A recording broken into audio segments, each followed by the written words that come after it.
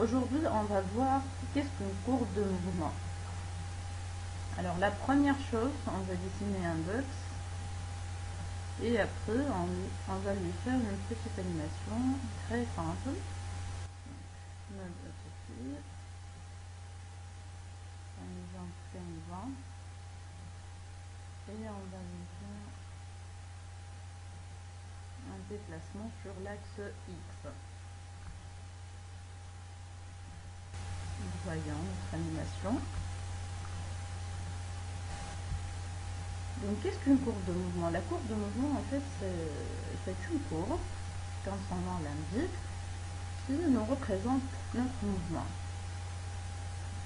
Pour visualiser cette courbe, on va sur Graph Editors, Track View Curve Editor, voilà, une fenêtre s'affiche. Là, on trouve des courbes. Donc, ce sont des courbes de mouvement. Donc, cet axe représente l'axe du temps. Quand je déplace cette barre du temps, regardez ici, la barre du temps de notre timeline se déplace ici.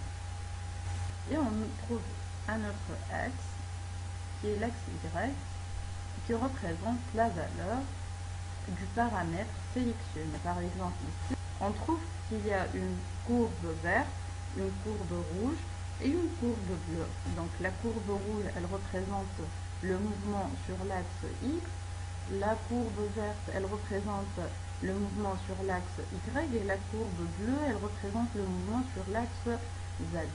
On représente la valeur de la position de notre objet à l'instant T0, qui est 75. Voilà. Donc 75.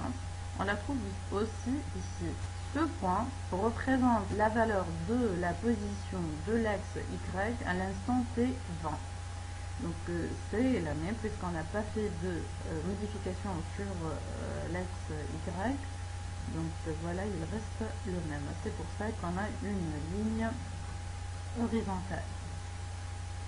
De même pour la courbe Z. Le premier point, il représente la position, la valeur de la position de notre objet sur l'axe Z à l'instant T0. Le deuxième point, il représente la valeur de la position de notre objet sur l'axe Z à l'instant T20. Ici, notre deuxième image clé. Et puisque notre animation était faite sur l'axe X, donc on a ici deux images clés qui n'ont pas la même valeur. Et c'est très logique. Donc à l'instant T0, notre valeur de la position de notre objet sur l'axe X est moins 58. Voilà. Et à l'instant T20, la valeur de notre position sur l'axe X est 67.